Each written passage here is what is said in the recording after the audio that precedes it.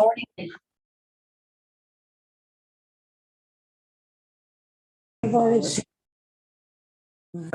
Right. This time I will call this regular meeting of the Port Lavaca City Council to order on this Monday, December 12th, 2022 at 6:32 PM.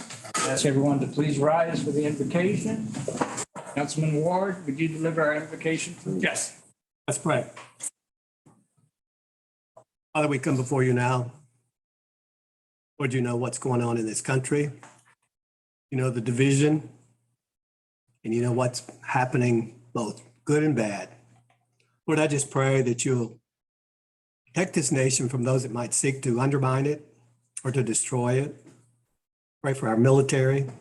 Pray for our leaders in Washington, at each state level and at the local level, that the decisions that are made will be in accordance with your will and under the guidance and direction of your Holy Spirit. And I pray all this, Father, in Jesus Christ's name and for his sake, and I give you the praise and honor and glory, Father, and I thank you for hearing our prayer. Amen. Amen. Please join me in the pledges of allegiance. I pledge allegiance to the flag of the United States of America and to the republic for which it stands, one nation, under God, indivisible, with liberty and justice for all. The Texas flag, honor the Texas flag. I pledge allegiance to Texas, one state, under God, one and indivisible. I like these seats.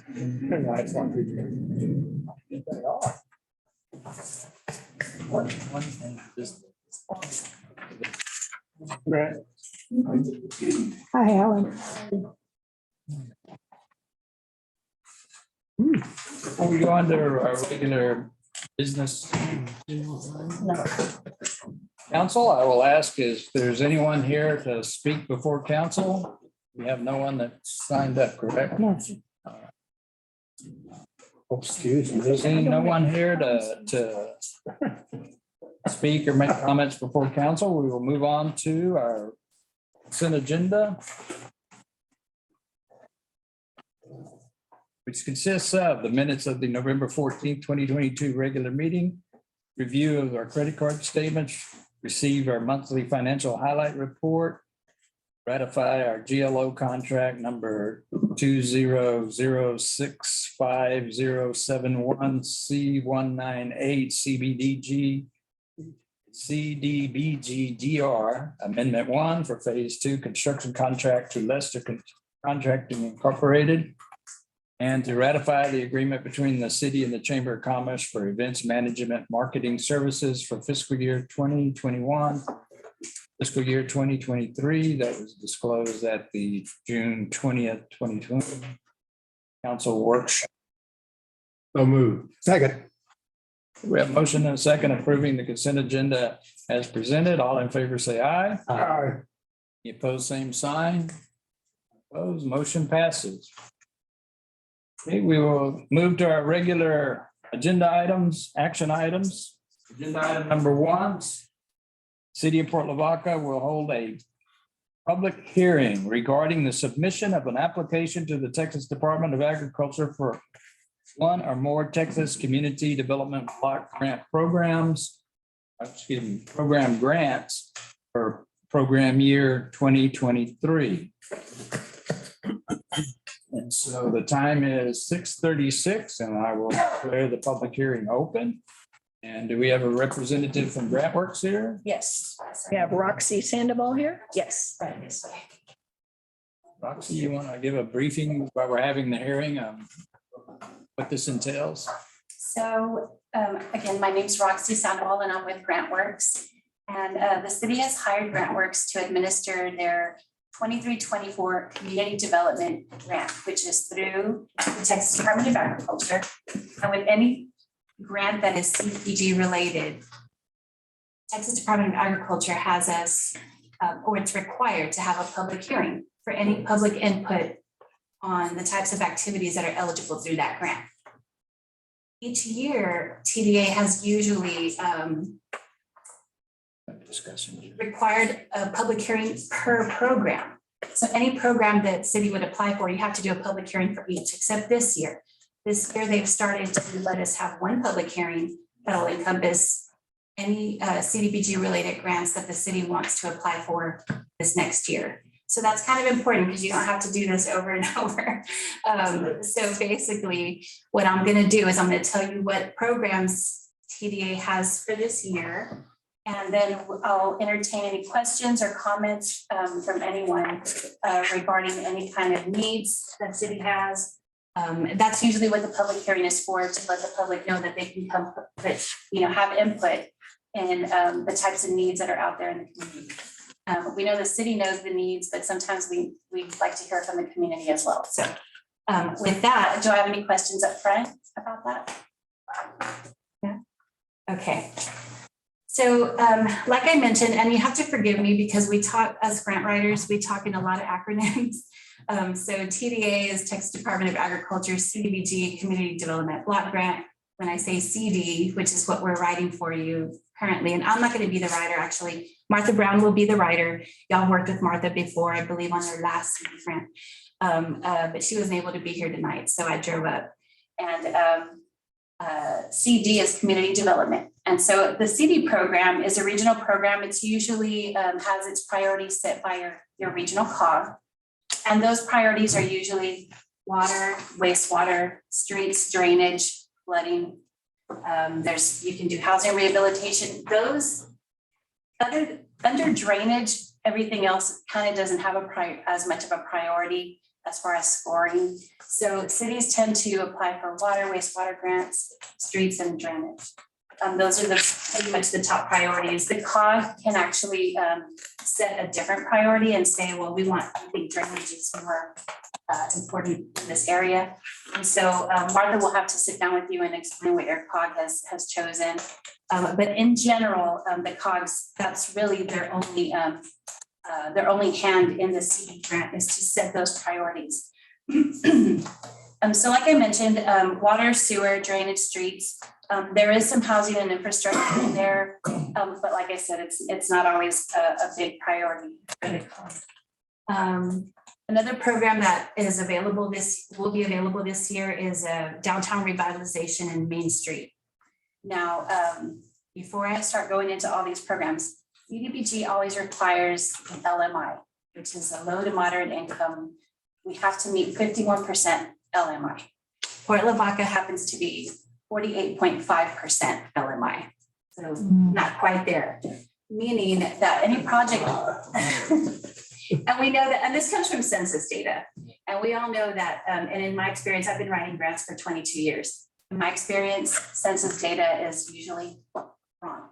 It doesn't usually encompass what the city should be. And so in this case, you're still eligible to apply, but we do target areas, meaning we'll have to come down and send a crew down and do door-to-door surveys just to come up with that LMI factor. So just wanted to give you that caveat. However, the downtown and Main Street, we don't have to meet that 51%, but they do consider it in the scoring. They do consider if you have higher LMI, you'll have a higher score, but it's not required. So downtown revitalization, those projects are usually street, curb, gutter, ADA parking, ADA sidewalks. Those are, and it can't be residential. It's got to be in a downtown designated area. And it's usually to eliminate slum and blight. Sometimes you have a downtown area that's falling apart and it just needs some revitalization. And so we come in and do these type of grants to maybe redo the streets with ADA access and have sidewalks the same, and that would encourage maybe businesses to come back into the downtown area. Do you know when the applications for that program are due? Those are due May 3rd. Yeah, CD program is due April 3rd. Right. And then downtown revitalization is due 1 month later, May 3rd. So, and like I said, this, we're doing your CD grant, but if you hire someone else to do your Main Street, or if y'all do it yourselves, you can use this public hearing as that requirement, so you'll be okay. We also have, TDA also has a fire ambulance and service truck grant, which is the acronym is FAST. And people get really excited about that one because everyone knows, everyone has old trucks running around the fire department and old equipment, old ambulances. This is also for gear, fire gear, tools, jaws of life, things like that. And so we do have to meet an LMI. So we go by service area. Your fire department has different precincts, and maybe you're just going to do one precinct. We know those fire lines cross all the time. They don't just stay in their precinct and only fight fires and do emergency services in their precinct. However, we'll use the LMI in that area. So we have to be kind of picky with how we do the fire and ambulance, but fire and ambulance is a maximum of 750,000. Yes, sir. So what's the LMI for the county? Ooh, good question. I don't think I'm that, not sure. I don't think they meet it Thanks to either. Connor. So fire department serves the entire county. Does it? Okay. The fire just. I don't yeah. think they meet it either. They probably have never gotten a fast grant. So we've been kind of, Didn't we look at that a couple years ago, Joe? We looked into it versus the. The only time the county has even hit it is when we've been a disaster. Right, Is it? right. Okay. yeah, usually through their disaster grants, I think there's right now there's a mitigation grant through Old Harvey money where you can you can't do certain things with emergency services, but you can retrofit a building, or you can do communications in the building and stuff. But yeah, and you have to be under one of the counties that was designated as. Obviously, this one was, but yeah, fast grant is it's a bit of a thorn because we have so many cities out there who would like to tap into these funds, who need them, but they just don't qualify because of their LMI. Yeah. And so as grant writers, we really don't feel like it kind of fits because emergency services is for everybody, not just LMI. But you know, that's just one of the caveats of HUD passing these funds through. We have to abide by that LMI rule, 51%, and HUD is in control federally on that. So, yeah, so that's 750. I don't think I mentioned this. The CD grant that we're doing with y'all, that's a maximum of 500,000. So that's more than what it was last year, or last round, which was the 21-22. That was about 350,000. So now it's a $500,000 grant. The other different thing that this year that TVA has incorporated, they usually have a planning and capacity grant.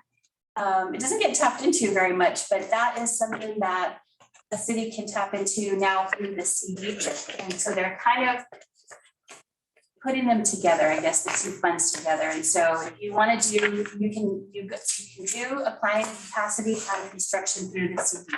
And I think that's why they raised it to 500,000, so that you can have a planning component in there. And that can be anything from surveys to, surveying for needs, or mapping, anything in that. And we do have a planning staff on board. So that's something that Martha will probably sit down with y'all and talk about, in case that's something y'all are interested in, to have that component put into your CD grant. Takes away from construction.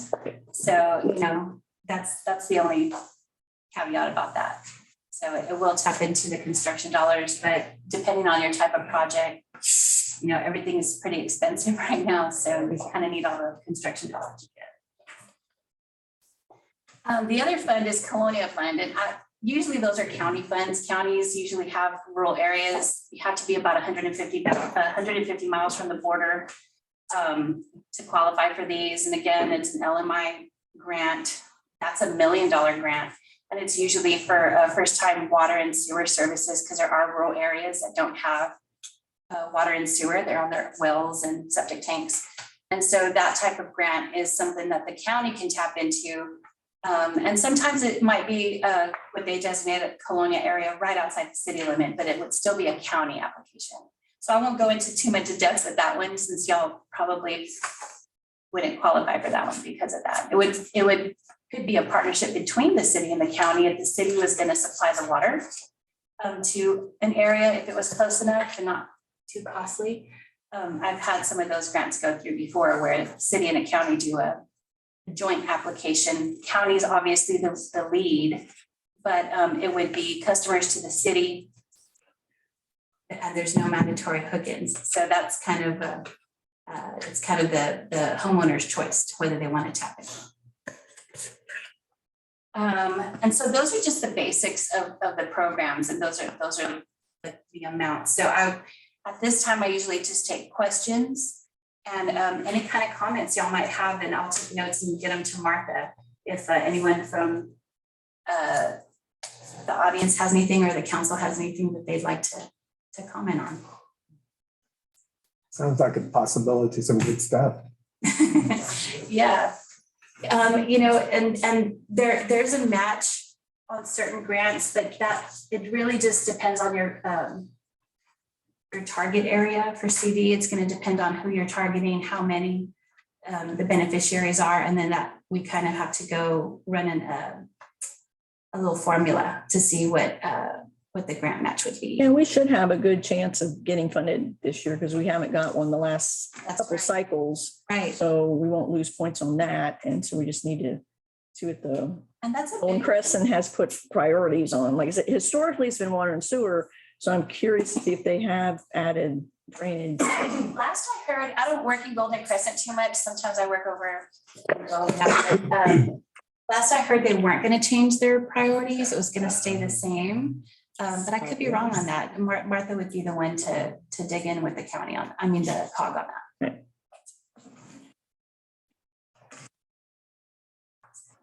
Any other questions? Anything from anybody public?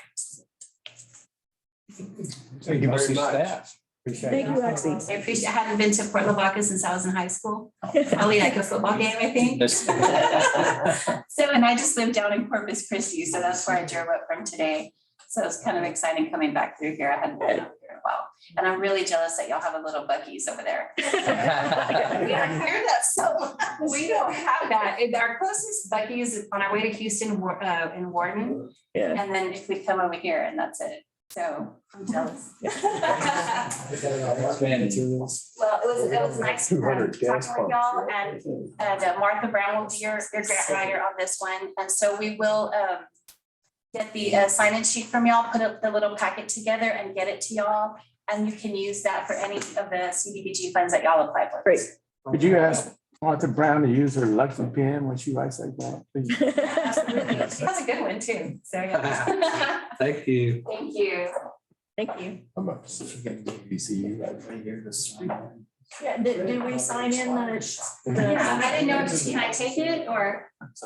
Yeah, you want us all to sign in too? Yeah, if y'all would all sign in. Yeah, pass it around. I also want to scan it back to you. Okay, that's, yeah. Perfect. Thank y'all. Thank you. Somebody dropped the ball. Rachel passing the signing. Yeah, That's right. Henry's got it. I'm going, Wayne. Oh, We're still in the hearing. We have to sign in for the hearing.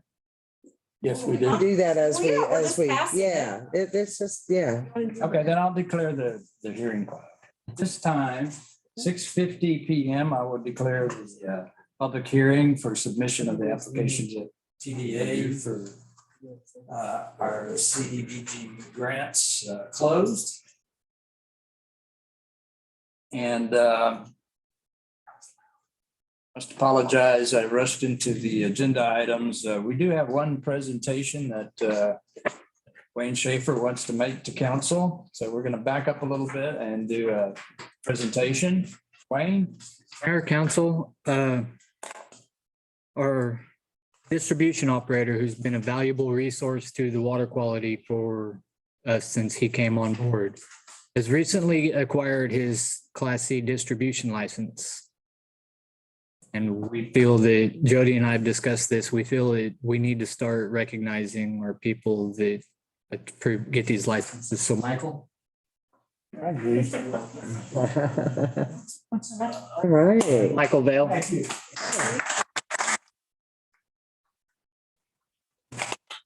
Congratulations. Shy.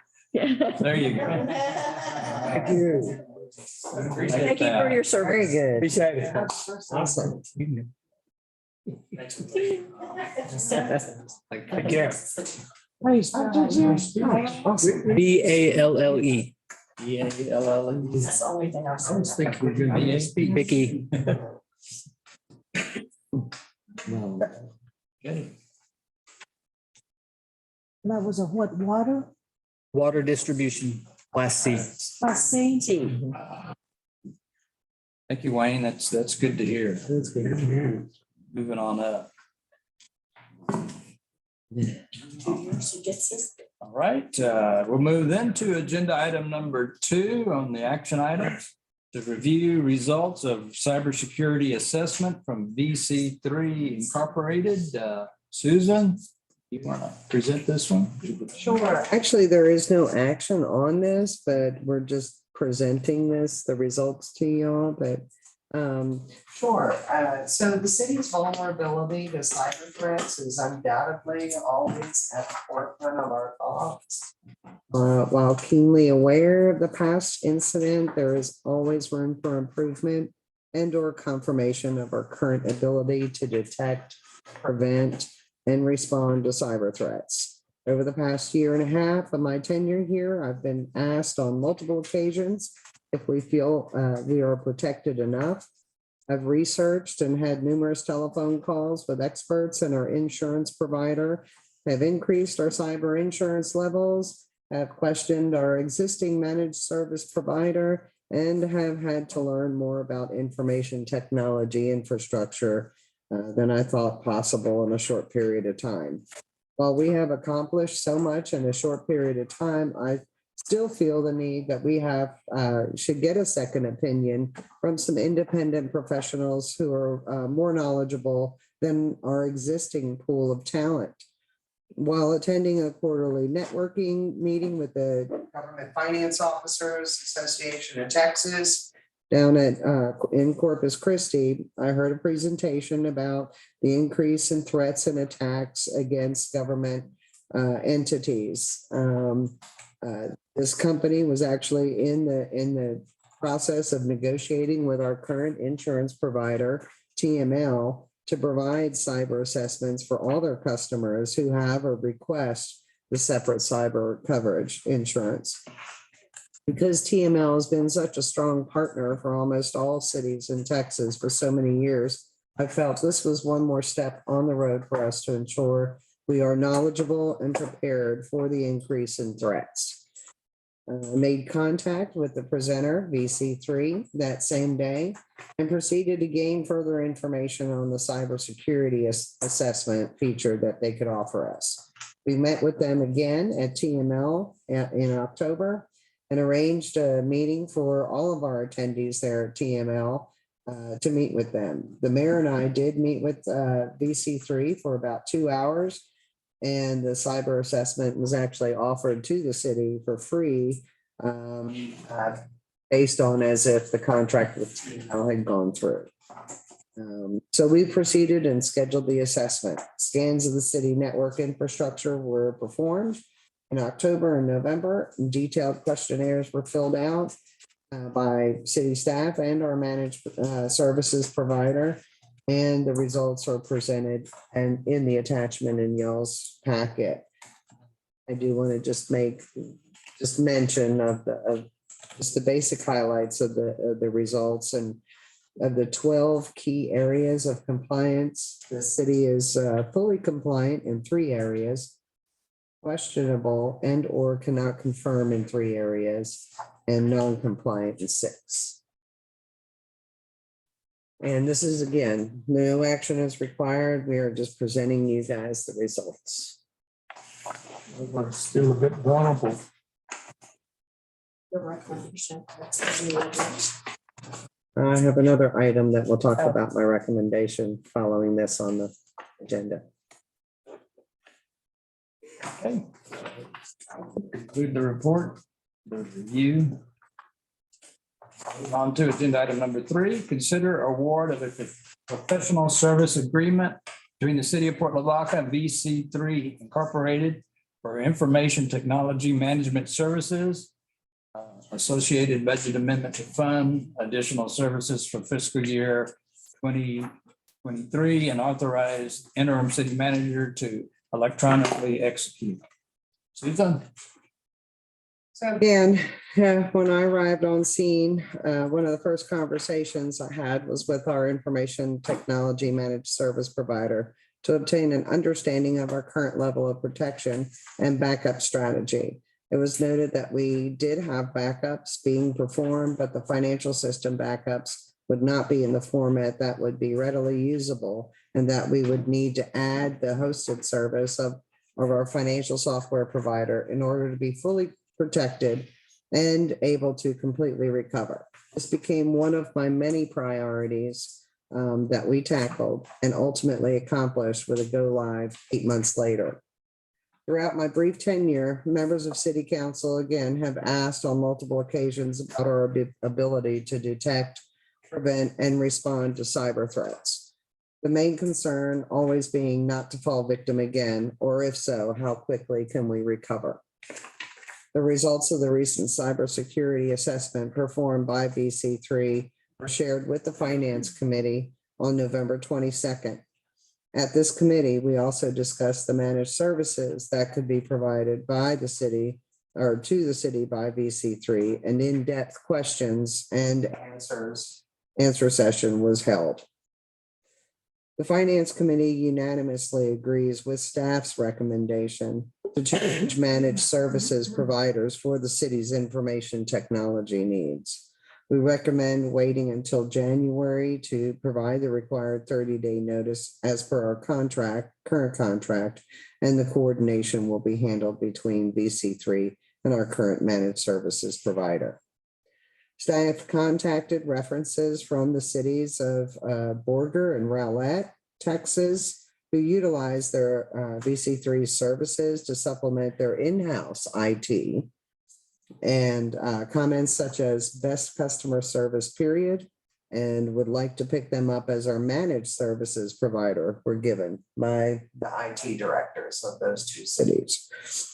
We also contacted the city of Laurinburg, North Carolina, and the town of Nashville, North Carolina, who are similar in size and received the managed services as recommended. Comments such as we should have done this sooner and just can't say enough great things about BC3 and the services they provide were given. And the Finance Committee did a great job in pointing out that our contract will be bring more clients to BC3. And because of that, BC3 went back and reconsidered some of the billings. They have agreed to delay the first 2 months of billing, which amounts to almost $30,000 in savings for the first year. The overall net increase for managed services will be about $50,000 for FY 2023. The increase to managed services for FY 24 will be another $20,000. However, as servers are decommissioned and efficiencies realized, we may see this amount decrease. Additionally, it was discovered during our review of the budget that we have not been distributing the cost of managed service fees adequately between the general fund and the public utility fund. So therefore, we are proposing a budget amendment that captures the entire cost of managed services to be shared with the public utility fund and the general fund. Attached is the budget amendment that we are proposing.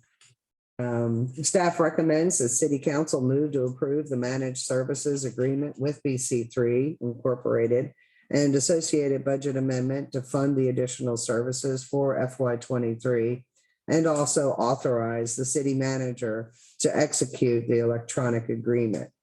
I do want to say that the agreement as it's attached right now as a draft, and the city attorney has made a recommendation to add the public finance clause into the agreement. And that's the only change, and I don't think that there should be an issue with that.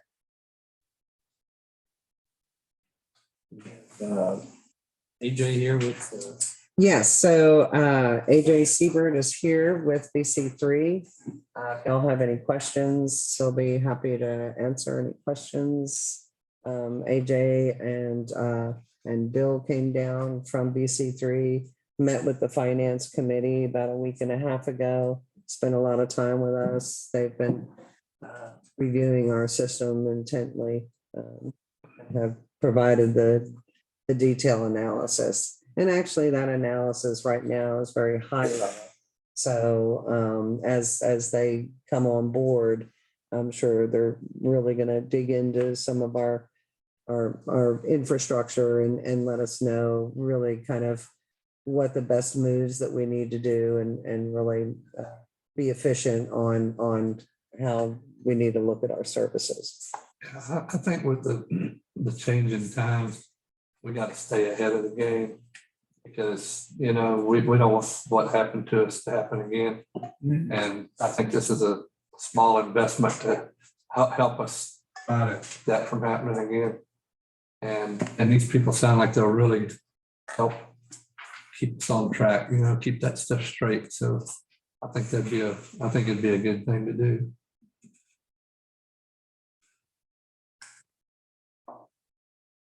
You gotta stay ahead of. I'll make a motion that we approve it. There you go. Motion to approve the professional service agreement between the city and VC3 Incorporated. And with the adage that Anne Marie needs to put it or whatever. Yeah. That's fine.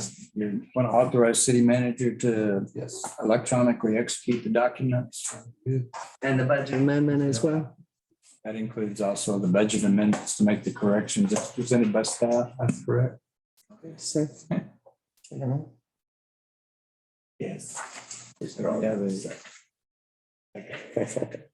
Motion and a second approving the professional service agreement between the city of Port Lavaca and VC3 Incorporated as presented, and also to execute the budget amendments for fiscal year 2023 as presented, and to authorize the interim city manager to electronically execute the documents necessary. So we have a motion and a second, so all in favor say aye. Aye. Any opposed, same sign? None opposed, motion passes. Thank you, Susan. AJ is down. We appreciate it. Yeah, I'd just like to say they've been very responsive to our requests so far, so I think we're looking forward to a good relationship. Thank AJ for y'all considering. Thank you. All right. Thank you. All right, then we will move on to agenda item number 4, consider termination of fiscal year in 2021 to 2023 Chamber of Commerce Events Marketing Agreement and approve a new fiscal year 2022-2023 Chamber of Commerce Events Marketing Agreement, which adds a communication services clause. Jody? In 2020, we approved or discussed actually a 3-year contract with the chamber to provide services that included events management and marketing. And in the consent agenda this evening, we ratified that agreement that was discussed at that time. Because in looking over this, we realized that we had never brought that back to council for full approval, although we had agreed to it and conceptually, and we've been that's what we've been doing the last couple of years. So the 3-year agreement, once I got looking at that, and there's a few changes that I would like to make. So I'm proposing that we, to simplify things, we just terminate that contract and enter in a new contract that would expire at the end of this fiscal year, at which time then we can reevaluate everything and, come up with a totally different contract or make amendments as we see fit to that contract moving forward. And some of the things that I'm proposing is first, the contract makes reference to an events committee, but doesn't identify what that is. So I'd like to put some definition to that, and proposing that the events committee is made up of the events coordinator as a chair, the city finance director as vice chair, a representative from the Chamber of Commerce, a representative from the local hotel motel, one of the local motels, hotel or motels, a representative of commercial business at large in town, and then also a representative from a commercial business in Main Street. Now, of course, this doesn't, there's other volunteers that would be involved in the events and even attend the committee meetings, but this would be the core group to help find the direction for the events in Port Lavaca.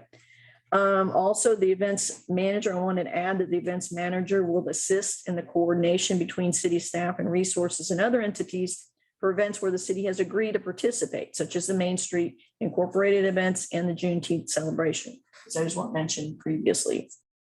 Also, to add to our list of events, Movies in the Park and Monster Mile Mash, which seem to be doing well and will become a regular events. And then in addition to the events management and the marketing, I'm proposing to add a third category entitled communications that would involve an additional $15,000 for this year.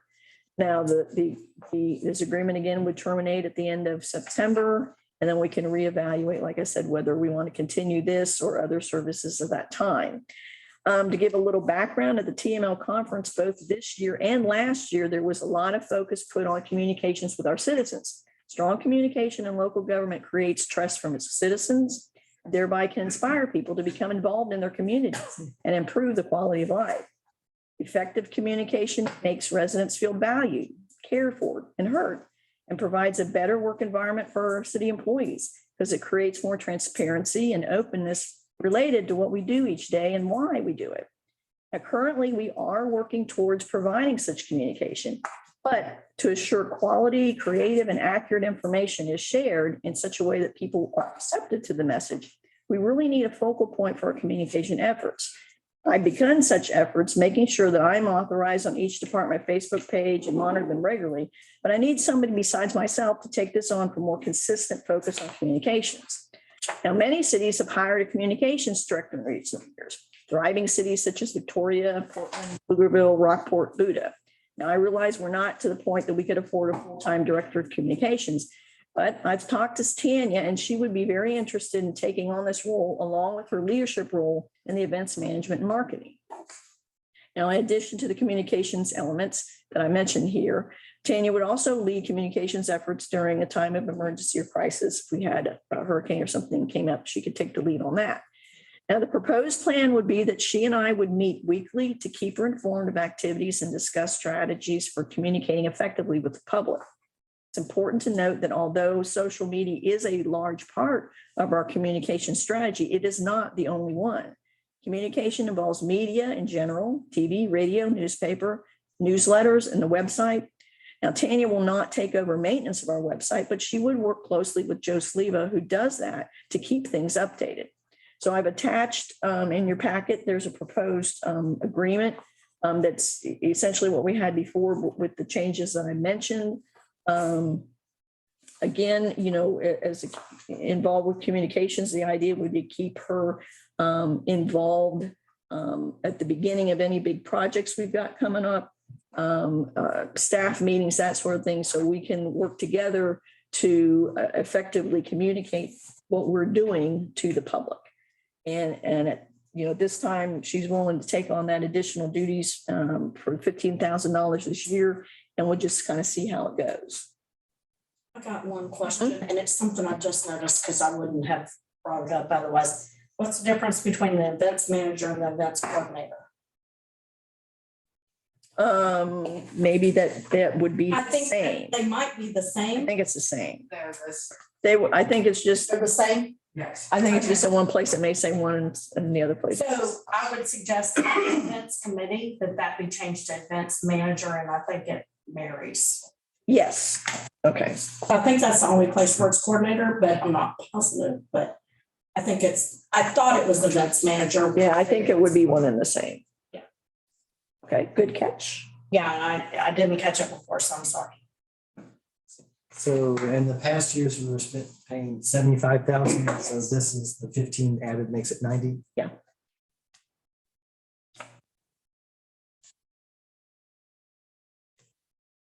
I move we accept the recommendation, of city's manager. Second. So we have a motion and a second to terminate the current contract, And adoption. the current 2021 Chamber of Commerce events marketing agreement, and to approve the fiscal year 2022-2023 Chamber of Commerce events marketing agreement as presented. Add a communication services clause. Is there anything else? Just Added to that motion? clarify that in all places it will say events manager instead of coordinator. As presented. Okay, so we have a motion and a second. All in favor, say aye. Any opposed, same sign? Opposed, motion passes. I believe that was clarified that it was 90,000. Yes. All right, we will move to agenda item number 5, consider cost savings to provide a chain link fence instead of a fence at the skate park. Jody? At the October 10th meeting this year, council awarded a contract to civil construction for the parking lot improvements, which included 225 linear feet of a 48-inch high aluminum fence along Cedar Street. Council at that time also directed staff to investigate the price difference between a cyclone fence or a chain link fence and the aluminum one. And I did get some information back from Sam Silva. The aluminum fence 48-inch as bid is $77.70 a linear foot, for a total of $17,482.50. A black chain link fence 48 inches high would be $49.96 a linear foot, or $11,240, which would be a $6,242.50 savings. I've included a photograph of what would something that looks similar to the aluminum fence that we would that was specified. There is a bottom rail on here that is hidden by that grass berm. But this is the aluminum fence that's around the pool at Chaparral Motel. So what we're looking at would be something very similar to that. Then below that is a photograph of a black chain link fence. For perspective, I've included in here that $6,242.50 savings would buy 144 linear feet of 5-foot sidewalk on this project. Sorry. And we did have a conversation with the Parks Board during the planning process for this project. And the consensus at that time was they prefer the look and durability of the aluminum, but we're bringing this to council for consideration. I got a question. Yeah, that, I was gonna say, the only thing that I would see is, I mean, yeah, they both look okay, but I guarantee after a while, they'll be climbing that bottom one, and that hurricane top, and they'll tear it all up. Do you know, on the other side, over there by the soccer fields on this same place, there's a chain link fence. So, Yeah, so we're gonna put two different kind of fences and one. so It's if, already chain link. Yeah. Chain link by the soccer. Oh, okay. Yeah. And again, I think the Parks Board, And the ball fields all chain link. yeah, I mean, the Parks Board, their thinking was, that we've got a really nice skate park. They wanted something that looks really I nice. think we definitely need a fence there, there's no doubt. We need a. I mean, and it might be fine if it's out by the road where people can kind of see it too. If they haven't tore the other ones up, maybe it'll be okay. Yeah, they haven't. A lot of times they tend to climb over them, Pretty straight. and it tears Yeah, but them. it's all open on all sides. I mean, Yeah, well, I know. so the chain link fence, Boards from going into. Yeah. I don't care for a chain link fence. I looked around the neighborhood and just looked at different people's chain link fences, and they're bent and twisted and Well, like anything, it's gotta be They're 100 maintained. The one at the soccer field has been good. I do have a comment. Now, Wayne might be able to help me on this one. The aluminum fence, the aluminum fence, would it be a better fit with a weed eater than a chain link? Or will the weed eater not damage chain link. Chain link. Chain link will damage. We need it. It'll mess the fence up too. In ease of mowing around it, weeding around it, The aluminum fences, hands down. better. Because you don't have anything to catch the string on as you're weeding. Get rid of that. But That's a money savings thing right there. Did we figure that in? How much it's gonna save us on mowing and weed eating? I see the Roundup and argument from both sides. We have chain link on the other side of the driveway for the soccer fields, but that's mandated by league status. We can't change that type of fence. And also that's an 8-foot fence as opposed to a 4-foot fence. So, and it's 6 to 1, half a dozen to the other. Oh, there you go. But Jody, is there a plan? So do we have an overall plan to change out chain link for aluminum fence in all our parks? Or I guess my thought is we'll have one section of 200 feet of aluminum fence. I think honestly, Everything it else is was, the discussion was more, specific to the skate park. Because of the aesthetics skate park. Now, I know there's been discussion about doing something similar to this, maybe with some brick also there at the butterfly park, something make more aesthetically pleasing. Right now, there's a solid wood fence, which is, I wouldn't recommend putting a chain link fence there. Sports area, chain link fence. Maybe the best. The black at least looks better. Oh, yeah. Stop the skateboards and balls. But another question, so unfortunately, people are taking their ATVs and stuff on the skate park now.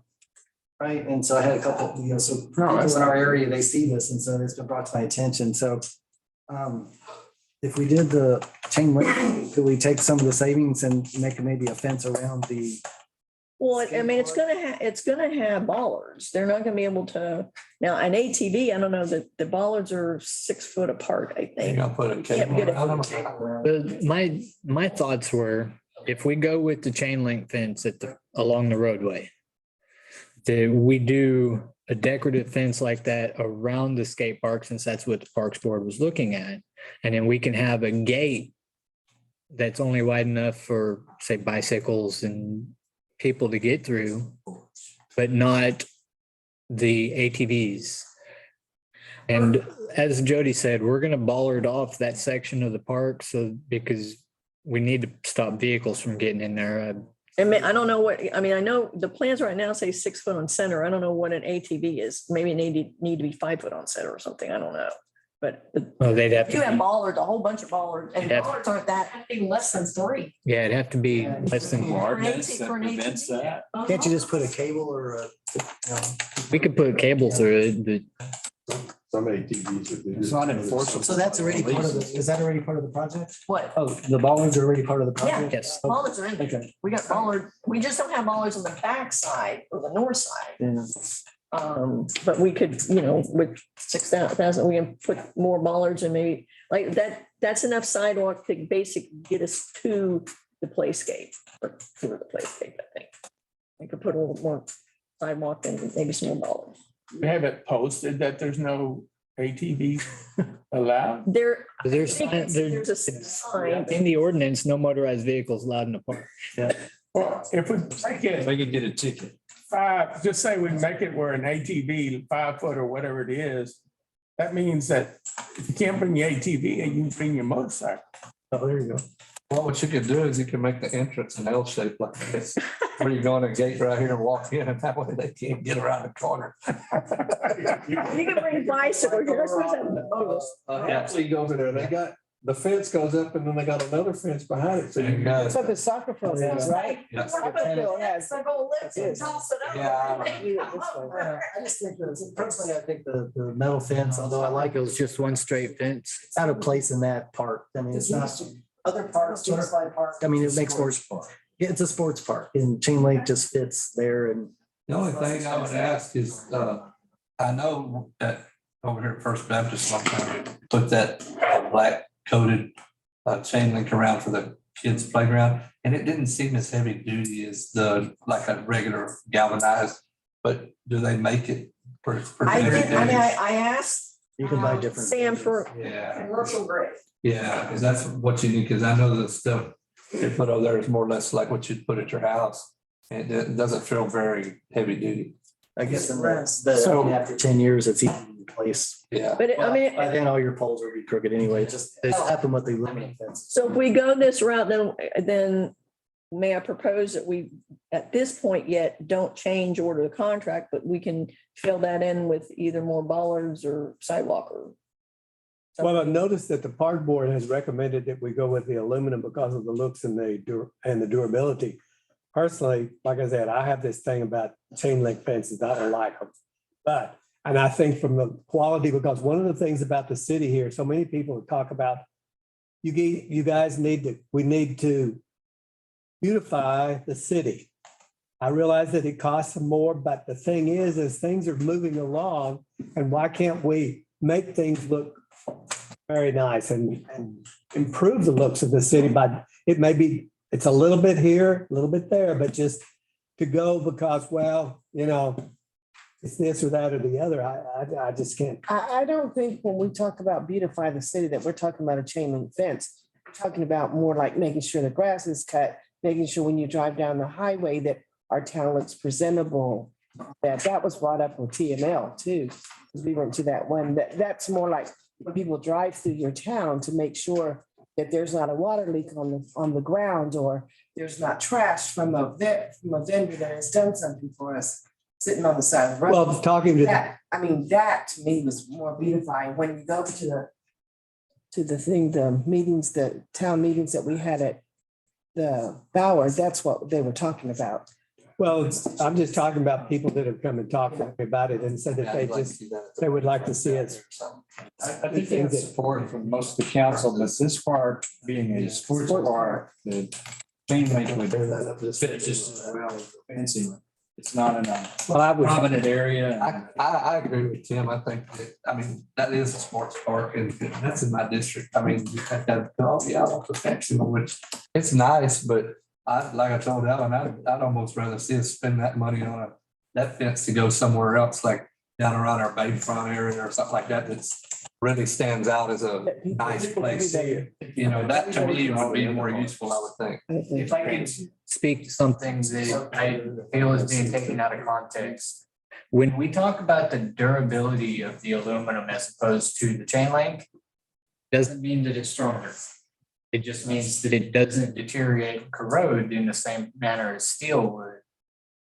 So the fence itself lasts longer, but it's a soft metal and it'll take abuse. So it'll be maintenance intensive to keep it looking good. Same as the chain link. So do we know if this black chain link fence that we got a price on is the commercial grade? That's what I asked Sam for, but that's what I'm saying, if we decide we want to do that, don't change over the contract yet. I'll get back with him and just make sure detailed specs. I would say I'd ask for some reason- commercial grade. I would say if for some reason they come back and go, oh, well, we gotta upgrade the price or something because this wasn't like commercial grade and it winds up being a couple of $1,000 difference, then I'd say put the fancier one in. But if it stays where it's at, I would think we ought to just put the chain link in. It's going to And be a then little. save that just for because down it at the doesn't have bank. the galvanized coating on. Somewhere. Well, if we ask, they're gonna jack up the pricing. People when they're coming to town. Even that park in Brook Hollow would be pretty with something like that, because it's a nice area. And it would fit in really pretty. View to the water. Yeah, it would give them a view. See, because wood fences, once you get a storm, they're gonna tear them up anyway. Let the breeze blow through. But that's like, you don't see much of the water. You see it Yeah. in people's backyards. Yeah. But it would still look pretty to see through there and not, Motions to- not blanked off. Except the chain link fence over the 3-rail aluminum fence. Except the chain link fence over the beautiful aluminum fence. So we have a motion, and a second, approving a black chain link fence over the 3-rail aluminum fence at the skate park as presented by staff. All in favor, say aye. Aye. Any opposed, same sign? Aye. It. One again. I would just make sure it's heavier. Good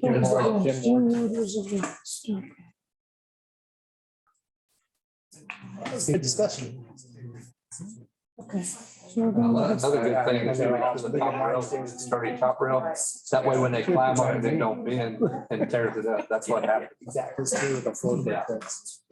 Yes, the only thing I see gonna happen, it's a 4-foot fence, they're gonna climb. Oh, sure. You're not gonna stop. All the sides are open. I know. They'll do it anyway. Size of baby. That beautiful aluminum.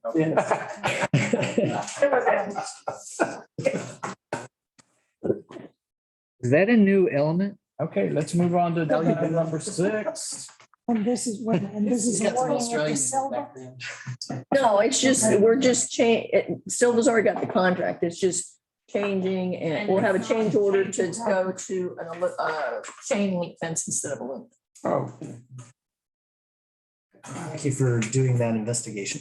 Yeah. yes.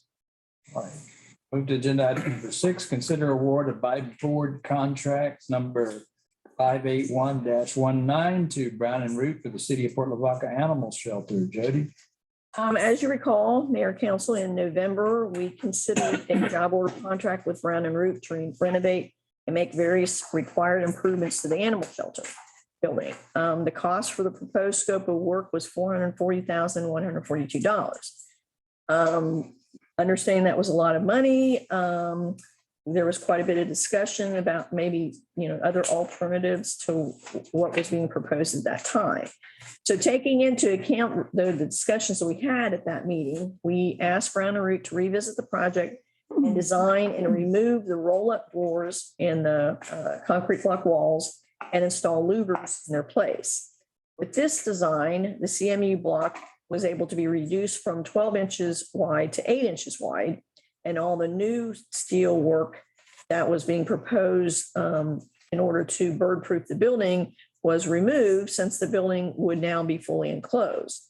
The revised cost for this scope is $306,672. Now, the state did come, as we reported last time, they did come a few days after the last meeting, actually, to inspect the shelter a couple weeks ago. And they did hold off on taking any action against the shelter, since the project was projected to begin soon after the first of the year. Tracy is to notify the inspector once the work begins, so he can come inspect and verify the work is in fact underway and we weren't just making it up. We have budgeted $250,197 in this year's budget for this project. So we would now need $56,475 additional funds from the general fund reserves. Recommendation of staff is to award the by board contract to Brown and Root for the base bid amount of $306,672. And attached is the proposal and a copy of redlined renovation. I got a question, dude. Uh-huh. When they did all this work out here for us, how did that go as far as, was there any extras charged? Did they pretty much go according to plan? I'm not aware of anything significant. No, we didn't have any change orders or anything that I'm aware No, of. they didn't, well, no. I mean, everything I mean, when according they to- come, when they write a contract, that's it. So if they discover something that, was not, that they didn't realize, they eat it. That's it. It can't go above that amount. Okay, that's As long as they stay within, the scope. Now, if we wanted to change the scope during it, then that, yeah. Yeah, as far as the quality that we were told we were getting and all that, y'all are happy with that. Everything looks to be Yeah, I what mean, we Yeah, from- wanted. Yeah, from what I Because that's was, the first time we've used them. yeah. This He's like, project, so- just here. Y'all happy with the police department? Hey, Jerry. I would add that they're also looking on this project for local Yes, contract. yeah, which they did on this one Okay, too. yeah, I so- mean, we had almost Yeah, exclusive. Silva worked on the blacktop and yeah, everybody, or vendors were Like that. pretty much used. Okay. So move. Second. We have a motion, and a second awarding the by board contract 5819 to Brown and Root. The City of Port Lavaca Animal Shelter, amount of $306,673. $250,000, and this would include the increase additional $56,475. Motion? Yes, Right. And how soon will they start on it once we? at the first of the year. After the first. For sure, that's the first of the year, okay. So, In fact, I think he was gonna come out in the next week or so and do some sealing for temporary until they're able to get started up. this will take the necessary steps to bird proof the, Well, I mean, the building's gonna be enclosed now. yeah. So, It will be bird proof yeah. because So I think there's a little bit that they need to do around the roof vent to make sure Okay. it's enclosed, but the walls and everything it'll be And- enclosed. and it will help us avoid any fines, Yes. because we haven't done work on the shelter. Yeah, that's great. Let's do that. And I think the community will support this now that we don't have tarps and You think they could support 54,000 something dollars? I think so. A donation? All it takes is the wrong person to see that. Listen, when they got in the newspaper. Jody, kind of it's before. not just the bird proofing, right? We're gonna face maintenance issues with the building. Oh, definitely, yeah, because it's all the paint, the peeling paint, all that will be redone, floors resealed, new doors, all the essential of the rest will be taken care of. Oh, good. So there won't be. It's not, yeah, the bird proofing, that was an expensive portion of what we had before, that we could eliminate a lot of that by just now making a plan that we were gonna totally enclose the building. Even though it was enclosed with walls before, we had overhead doors. So once you open overhead doors, okay, it's no longer enclosed. Well, now we're having louvers instead of overhead doors, so it will be enclosed. And the louvers will probably have like screens. and Yes. behind. Yeah, that'd be good. I like that. So we have a motion and a second approving the award of the by board contract 5819 to Brown and Root for the Port Lavaca City of Port Lavaca Animal Shelter with an additional $56,475 added to the already approved $50,000.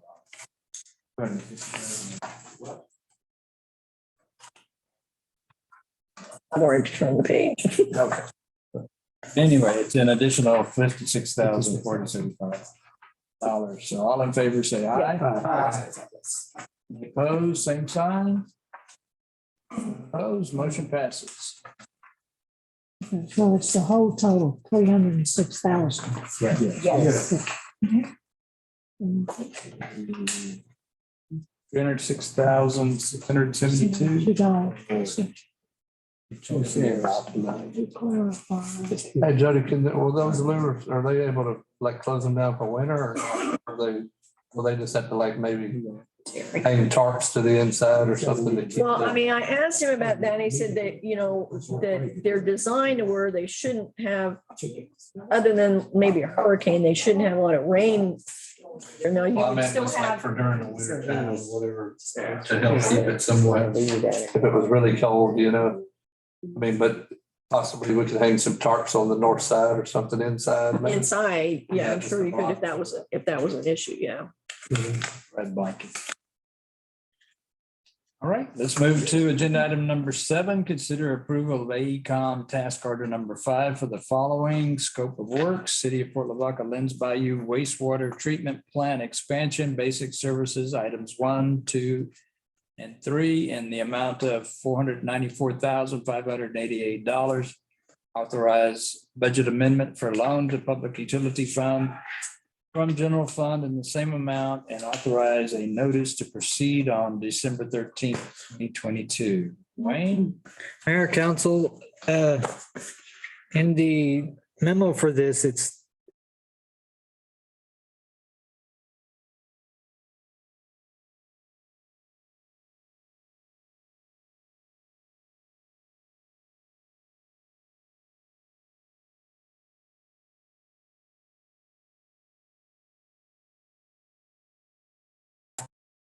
So we're in violation and we have till December 31st to address this. However, by entering into the engineering, once this is approved and we have the signed task order, I already have the letter request for extension. We'll put in the mail to them tomorrow, which will clear up, or hopefully TCE will accept as a clearance for our violation that currently stands against us, so we won't go into enforcement for that. The other issues which will be addressed as soon as I get when the bids come in for the other part of the plant will be addressed there as well. So the items that we're asking to approve are, I just had the page too. Is it A, B, and C, Jody? Yeah. Okay, so sampling and source identification for copper and zinc, which is one of our violations with TCEQ. 30% design and assistance in funding application. Or the assistance in the funding application to send to Texas Water Development Board for. So yeah, this is essentially to get us started down the road, you know, and while we're figuring out how best to finance it. If we decide to go with the Water Development Board loan, they would, you know, assist with that. If we decide to do something different where we didn't need to put in, you know, Water Development Board loan, then that would not be applicable. But again, this is 30% design, get us going down the road. It's the minimum necessary to show TCQ we are taking this seriously and we are working towards design to get it done. And I want to point out that this by no means clears us of enforcement. All it does is kick the can down the road. If we do not address this issue further, once we get to that extension point, then What capacity are we running at currently after COVID? we're just over 78%. So in the 75 trigger, 5% trigger is we're supposed to start engineering.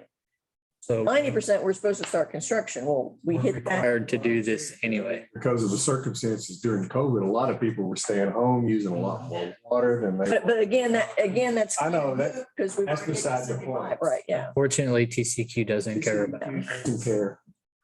That's kind of like shingles doesn't care. Well, CCD, they don't care. So I guess we're gonna have a discussion later about some Yeah. other options. We'll do that in the closed session. Thank you. Good. We have a motion. So move. Second. We have a motion and a second to approve AECom task order number 5 as presented. And authorizing notice to proceed on December 13th, 2022. All in favor, say aye. Aye. Opposed, same sign. It's only mine. Opposed? Thank you, Wayne. Passes. And one more. Next one's same thing. Agenda item number 8, consider approval of AECom task order number 6 for bid and construction phase services for the Lens Bayou wastewater treatment plant improvement project in the amount of $127,317. Wayne? You want me to do this one? Yeah. Okay. This Kind of came up. I was just copied in this email chain. I'm not. You know, as Wayne mentioned, we're currently working with AECom. Actually, we're out for bids right now for a project that's going to make necessary improvements to the plant. It does not add any capacity to it. That's what the other issue is. Contract was to design an expansion of the plant. What we're doing right now is just making improvements to the plant.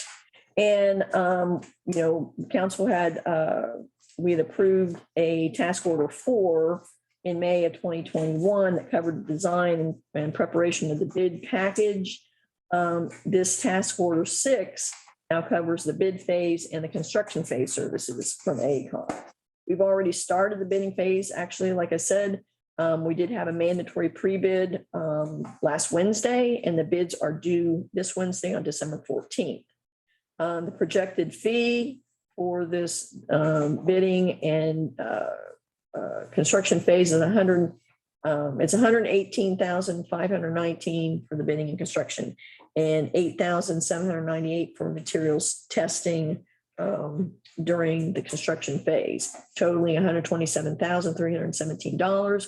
And these funds would come from the Series 2022 CO bonds, as will any overage of the construction dollars above and beyond the ARPA funds that we have to pay for this, which of course we're not going to know what that is until we get the bids in this Wednesday. And then, of course, we're still working on the water, the ground storage tank project, which we should be looking at bidding that, I think, in January or so.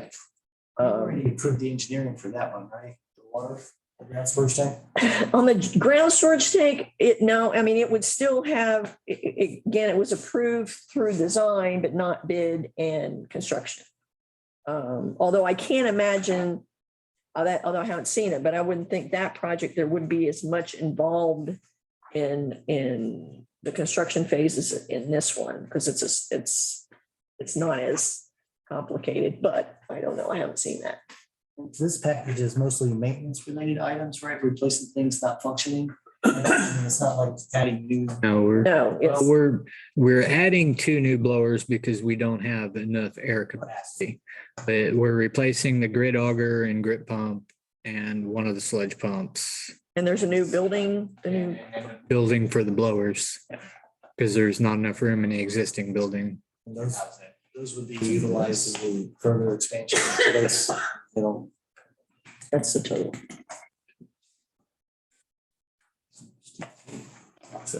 Well, that's not construction, that's engineering. Just the. That's the engineering for the bid phase and for construction phase, for their inspections and, We can act on it then, and if we're waiting. no, this is for the engineering. Just to, we're approving the change, the task order for AECom. Yeah. motion to approve task order number 6 for construction. Second. Okay. Alan? A motion and a second approving the AECom task order number 6 for bid and construction phase services of the Lens Bayou wastewater treatment plant. $127,317. All in favor, say aye. Aye. Opposed, same sign. Opposed, motion passes. Right. On to agenda item number 9, consider second and final reading of ordinance G-9-22 of the city of Port Lavaca, amending the code of ordinances, chapter 12, building and building regulations, section 12 to 21, to provide temporary housing permit to allow placement of a recreational vehicle on site of an active residential permit for up to 180 days, providing for severability, providing a repealing clause, and providing an effective date. Eric? Mayor, council, as stated, this is just a request from staff to amend chapter 12, to allow for temporary housing with an RV while there's an active permit for residential improvements. For 180 days. And nothing has changed from the first reading. So move. Is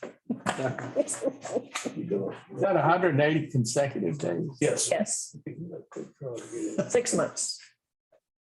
So we have a motion and a second approving the second and final reading of ordinance G-9-22 of the city of Port Lavaca code, amending the code of ordinances, chapter 12, buildings and building regulations as presented. All in favor, say aye. Aye. Any opposed, same sign. None opposed, motion passes. So that means if they move that vehicle at 179 days and then bring it back 2 days later, they got 180 days. No. Oh, it said 180 consecutive days. They moved it. They can bring it back. They gotta have an active building permit. Correct. Well, that's easy. To build a new house? Or No, to- building permit, didn't say house permit. It requires like that you're trying to fix. You the might be house. building a bird coop. No, you can't do that. It's gotta be a residential. A residential building. Did it say that? This is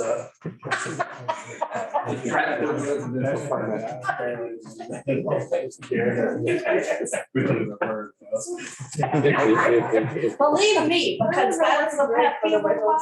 Yes, there has to be a permit. Residential work. It is a good point, though, if they moved that to 170 days, is that You know, like- brings back is not 180 consecutive. No. It's, we're not gonna let those kind of things. Well, see, the building permits are only valid for 6 months. Then they have to, then, You get one additional. and if they renew it, then yes, you can get another 180 days. There you But go. While it's under construction. They're gonna come back and check on it, right? Can't just. The house has to be under construction. Right. An active building permit. Thank you. I'm going to ask them, make them prove it. I'm gonna have to work on an ordinance to not allow chickens in city limits. Thank you, You're Derek. gonna have upset people, Nah. not me. There's I ain't got no chickens chickens. inside the city limit. I hear roosters crowing every morning over in Blue Palace somewhere. They're all over the place. Well, what I was wondering is should they put a little box on that form that says, will there be an RV place for 180 days that you can check or uncheck when you issue them the permit so that you know that they're gonna place an RV on there? Well, that's what I was thinking about doing, and also getting a placard to where it shows that that RV is allowed to be there and connected to utilities. And that way it'd be dated when they place it, so you would know, you could go by and say, oh, hey. They don't get harassed. That's good. Yeah, just like the building permit, the temporary. Better be visible on the street when he's driving by and go, whoa, wait a minute. Hey, that's 200 days. One more. Agenda item number 10. Yes. We did? Yeah. If they can answer real quick. Yes. Then we started arguing. Okay. All right.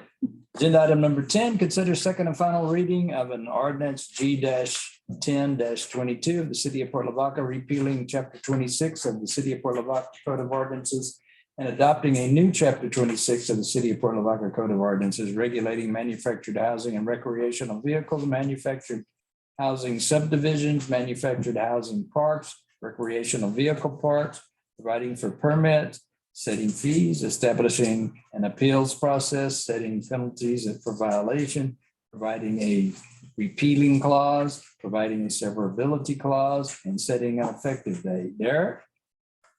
As stated, this is staff's recommendation to repeal chapter 26 and adopt the attached ordinance to replace it. Last city council meeting, there was a discussion about for the one-time change out, having an exemption for homestead. Right. That is included in there.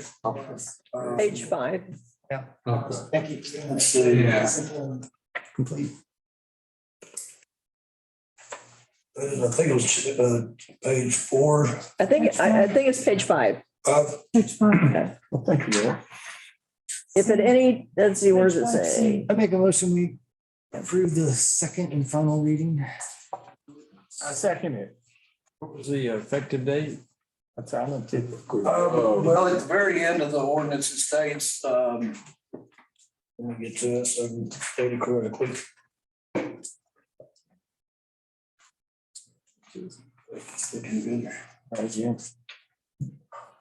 Existing manufactured home parks, recreational vehicle parks have 1 year after the effective date of this ordinance to register their park. So that's going to give us time to get our inspection forms completed, put the notices out there and let everybody know what's going on. And it just gives them an opportunity to be ready for it. For manufactured home parks, those expire on December 31st of each year. RV parks are September 30th of each year. And the reason is because we actually we will be planning on going out and doing inspections on each park. We'll allow them to renew their permit. When are we placing this ordinance into effect? As soon as it's Published. Yeah, as soon as it's posted. Caption is published. Which is 10 days. It has to be done within 10 days. That's the of effective Y'all date. that we're approving, setting. adopting the ordinance. It's like January 1st. It's not 2085. Yeah, it's immediately after it's published in the We paper. can set it at any, that's as soon as we can. set it. What's that? Caption. Oh. Okay. Until January 1st. January first, we wouldn't. Okay. Just January we 1st. need all the deadlines. So with effective date. I got this. Okay. So we have a motion. Do we have a second? Alan? I second it, but what year? 2023.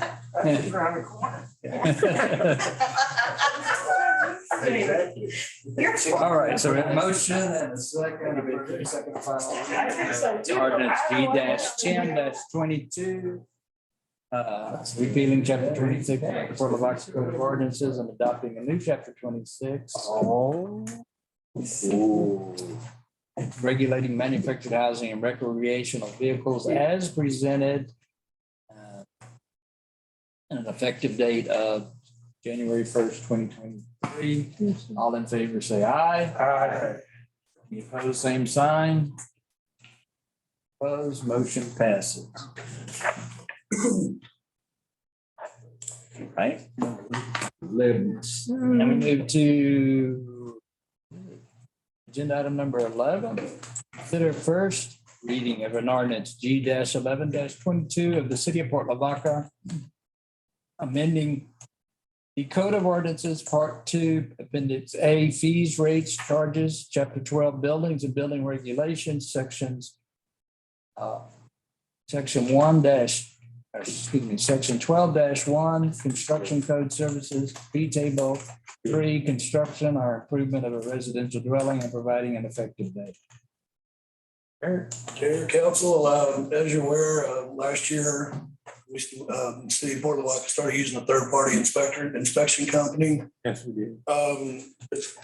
Also, their fees and rates were approved as well in the ordinance. Excuse me. However, the fees and rates that were existing prior to that was not repealed. So this is staff's recommendation to take out what we charged before and just go with third parties rates that we approved last year. That's basically what this is, just to charge the customers the same as what we're getting charged. This has to do with the trade permits. Yes, So simply, it's $100 per trade instead of all these other details. Right. Get rid of all those details and just $100 per trade. well, and if I may, this also includes for the fire sprinklers, for the fire inspections, that was also changed as well. With the fire department, chief said he was okay with that. And then also, that includes the rates and fees for RV parks and manufactured home parks. Yeah, to clean that up. Registration, I'm sorry. To kind of mirror what we just adopted in the ordinance, yeah. Tim already first did it. We have motion and second. First reading of the ordinance G-11-2, the city of Port Lavaca amending our code of ordinances, Part 2, Appendix A, fees, rate, and charges as presented by staff. All in favor, say aye. Aye. Opposed, same sign. Motion passes. The effective date would be January 1st. Well, for the fees and rates, it'll be, this is the first reading. This is just the first reading. Okay, so we don't have to set the effective date. Correct.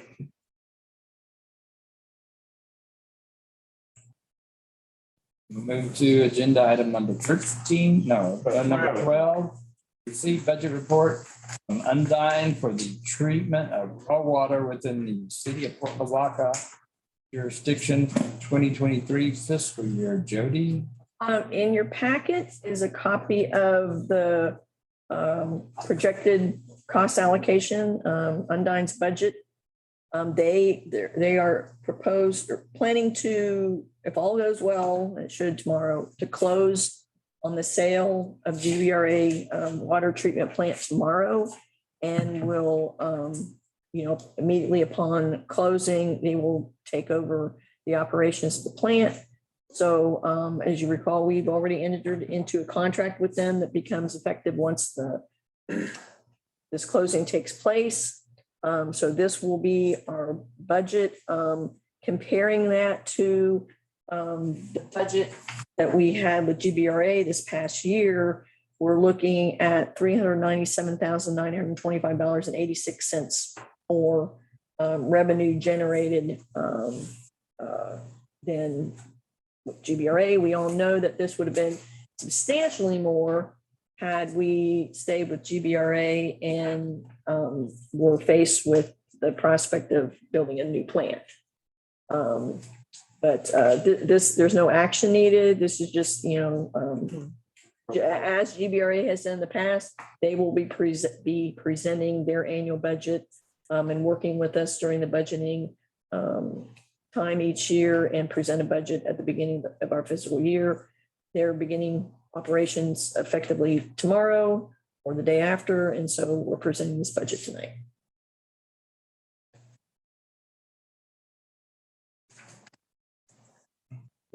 No action necessary. No action. Yeah. We're working on it. We're Cheers. findings, Completely. almost. Yeah. Thank you. Okay. The numbers are better than we thought. Oops, sorry. So we'll move into agenda item number 13, consider first reading of ordinance D-12-22, City of Port Lavaca, amending Code of Ordinances, Part 2, its rates and charges, Chapter 50, utilities, Section 50 to 67, water use rates and effective. Okay. Essentially, well, Jody has provided a very nice, concise memo for you guys, and so I could read her. So in year one of Undine's contract, the city is projected to pay $397,000 more for water treatment than under the previous GBRA contract.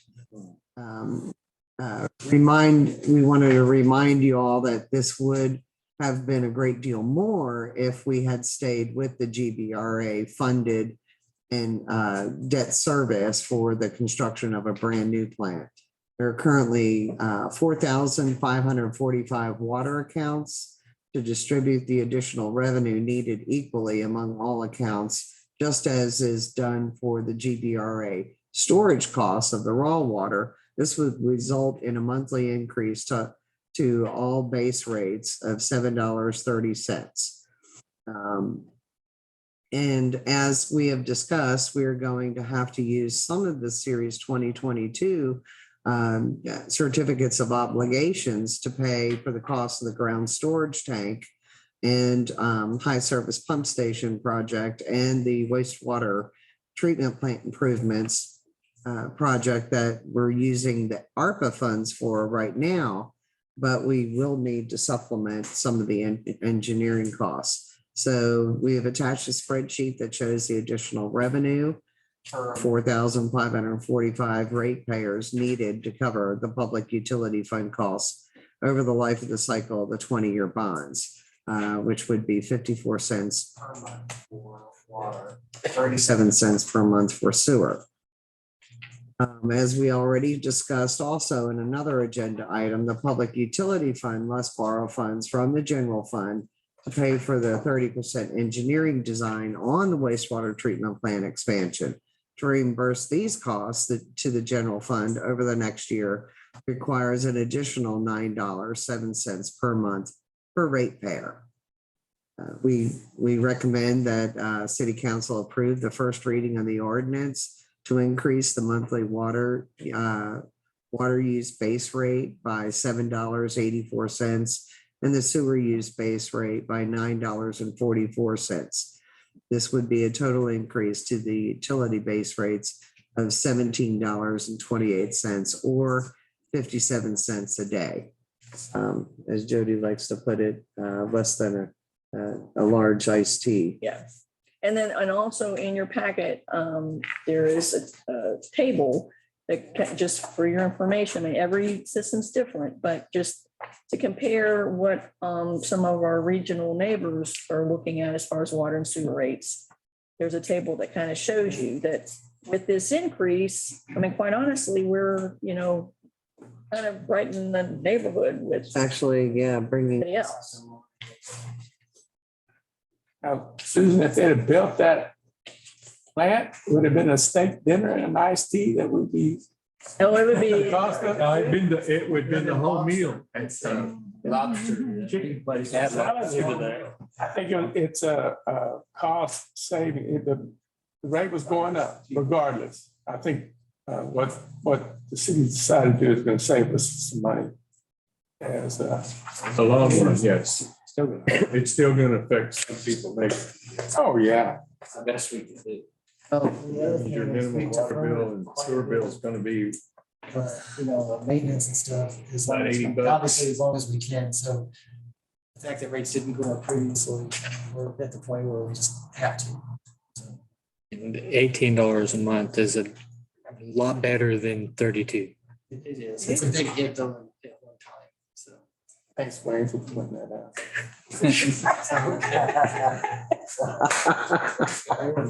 You're just No.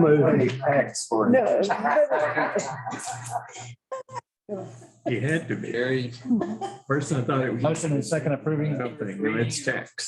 Always got to come out of that. 22, the city of Port Lavaca amending the code of ordinances, part 2, appendix 8, rates and charges, chapter 50, utilities, sections 50 to 67, water use rates, as presented by staff. All in favor, say aye. Aye. Opposed, same sign. Opposed, motion passes. Right, we move to agenda number 14, consider a request of Martin Bettis of 1317 Burkdale for a variance request to the city code of ordinances, chapter 12, building and building regulation, article 2, building trade codes, section 12 to 24, building setbacks. Derek? Mayor, council, we were not able to have a quorum for the planning board. Therefore, it's the staff's recommendation, after reviewing it, staff's recommendation to consider approving variance. If you look at the attachments, you can see that his property is kind of gives him a disadvantage compared to other people because it's the odd shape of it, and what he's wanting to do is just wanted to add on to the back of his property.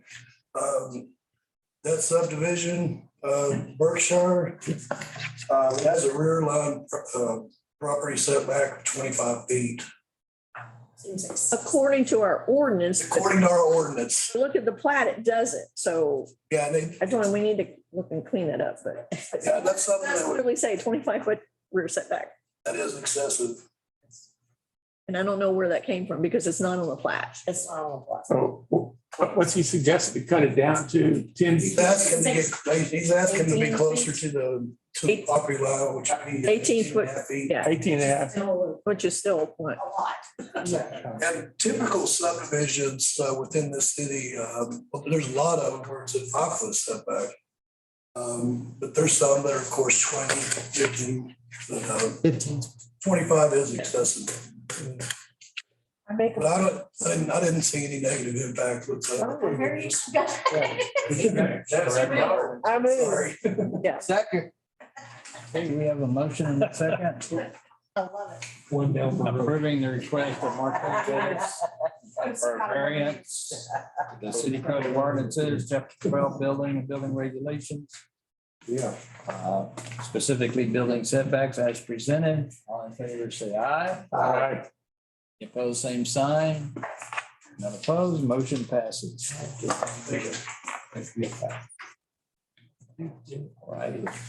Agenda item number 15, receive notification in accordance with item 2 of the Fourth Amendment to the municipal contract between BFI Waste Services of Texas Limited Partnership doing business as Republic Services of Corpus Christi and the city of Port Lavaca, submission of an annual letter reflecting a 4% increase in the base rate for commercial services, only to become effective on February 1st, 2023. Jody?